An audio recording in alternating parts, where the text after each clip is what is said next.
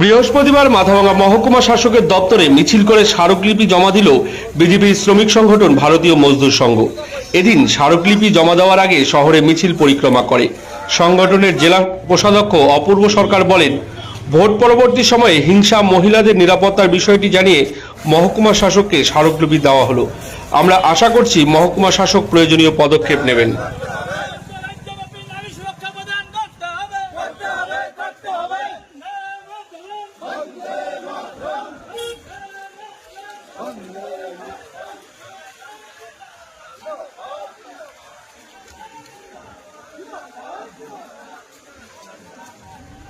भारत का मजदूर किसान, एक हो